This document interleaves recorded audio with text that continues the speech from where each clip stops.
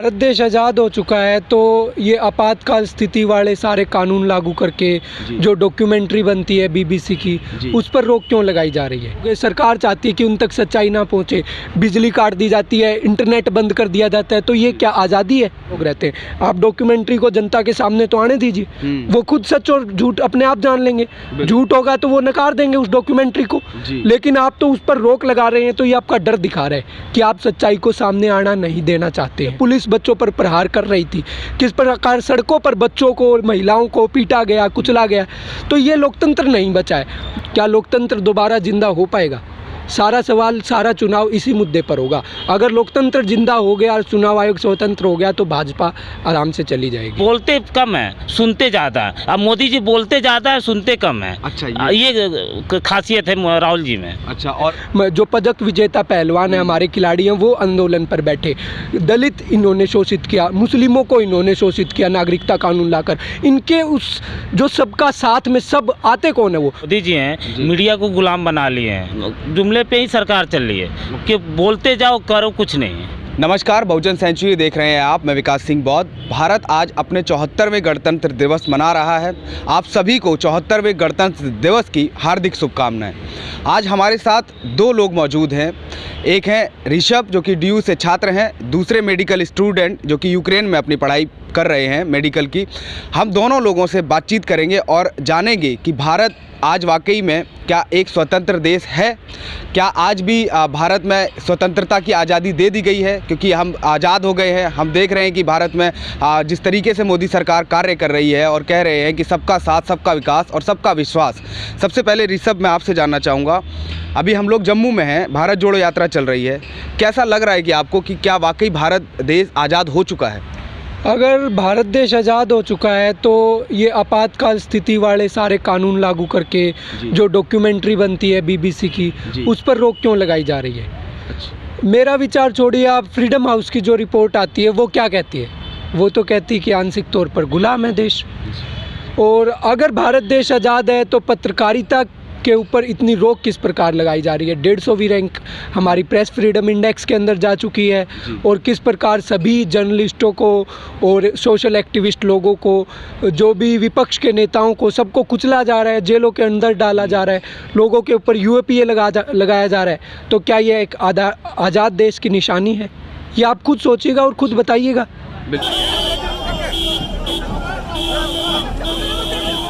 लेकिन मीडिया क्या है, फिर से गुलाम बनाना चाह रही है। जो मोदी जी हैं, मीडिया को गुलाम बना लिए हैं। मीडिया को गुलाम बना लिए हैं? कैसे? खरीद के और क्या? उनको पेड सर्विस मिल रही है तो क्या चाहिए? उनको पैसा चाहिए और काम चाहिए, वो काम कर रही है अपना। जी। तो मोदी सरकार क्या है? वो जुमला पार्टी है, ठीक है। और जुमला क्या है?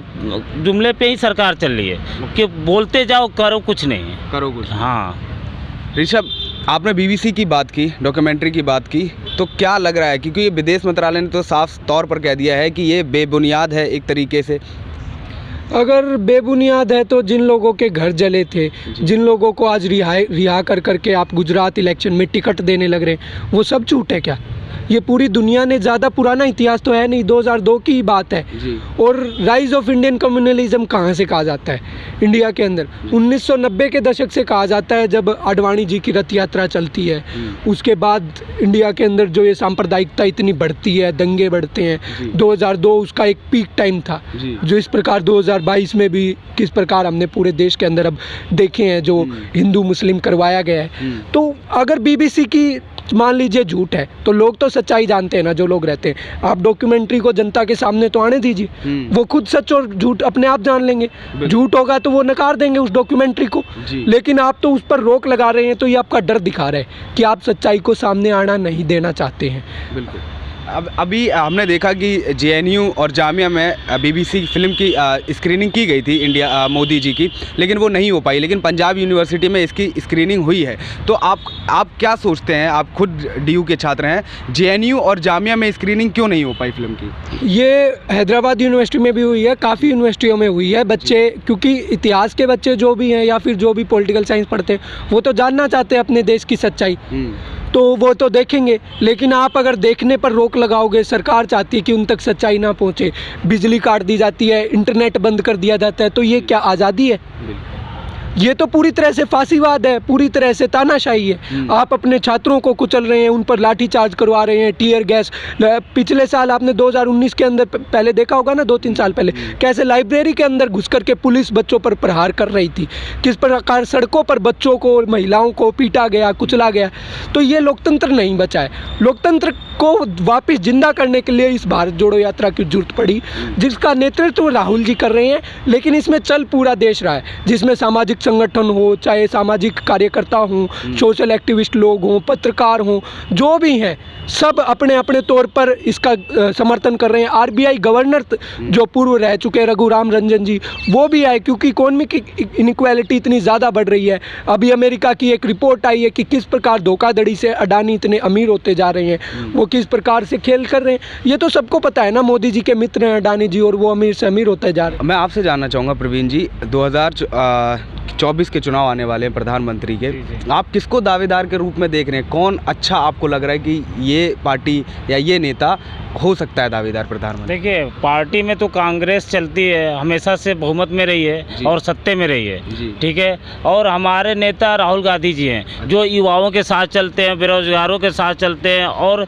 जो भूखमरी से झेल रहे हैं। यहाँ पे भूखमरी की संख्या बढ़ गई है, बेरोजगारी की संख्या बढ़ गई है, और वृद्धि बढ़ाई जा रही है। आटा, दाल, चावल या गैस सिलेंडर की जो रेट बढ़ाया जा रहा है, इसके पक्ष में वो आवाज़ उठा रहे हैं हमारे राहुल गांधी जी। इसके लिए यात्रा भी कर रहे हैं, कन्याकुमारी से श्रीनगर तक, उनके साथ हम लोग चल रहे हैं। अच्छा, क्योंकि मैंने देखा कि आप काफ़ी दिन से सफ़र कर रहे हैं, इस यात्रा में आप यात्री के तौर पे चल रहे हैं। आपको क्या प्रभावित हुआ राहुल गांधी से कि आप इस आकर के इस यात्रा में जुड़े?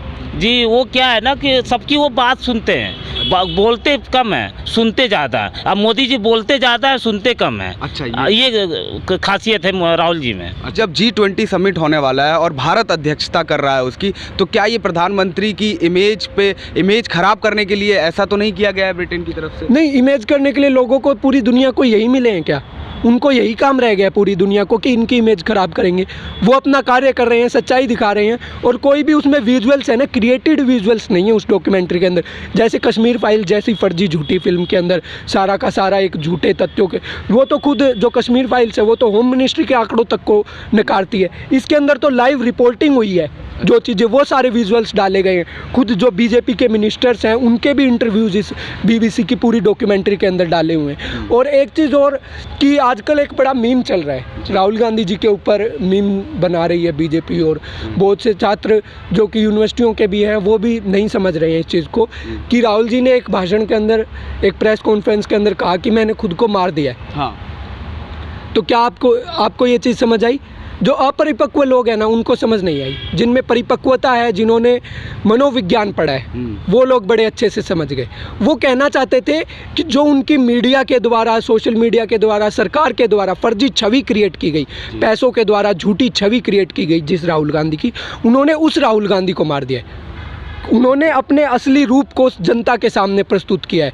जो फर्जी झूठा राहुल गांधी प्रस्तुत किया गया था मीडिया के द्वारा, उस राहुल गांधी को उन्होंने मार दिया है।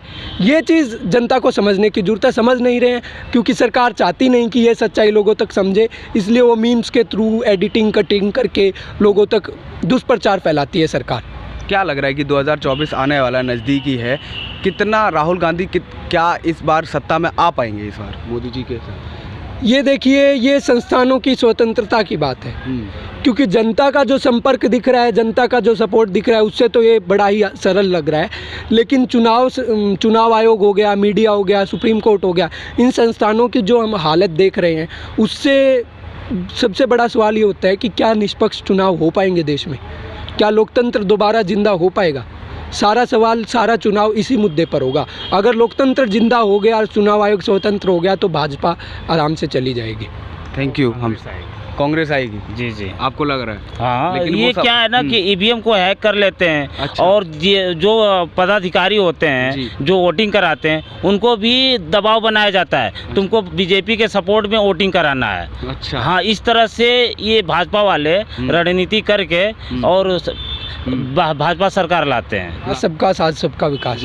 तो इनके सबके साथ में आते कौन लोग हैं, मुझे ये बताइएगा। किसान 1 साल तक आंदोलन पर बैठे, युवाओं को अग्निपथ के द्वारा कुचला गया, पहलवानों को उनका महिलाओं का शोषण होता है, महिलाएं और वो जो पदक विजेता पहलवान है हमारे खिलाड़ी हैं वो आंदोलन पर बैठे, दलित इन्होंने शोषित किया, मुस्लिमों को इन्होंने शोषित किया नागरिकता कानून लाकर। इनके उस जो सबका साथ में सब आते कौन है, वो ना तो वो महिलाएं हैं, ना दलित है, ना छात्र है, ना मुस्लिम है, ना किसान है, ना मजदूर है, तो वो हैं कौन? सब सिर्फ और सिर्फ कॉरपोरेट्स, सिर्फ और सिर्फ अंबानी अडानी, उनका साथ, उनका विकास।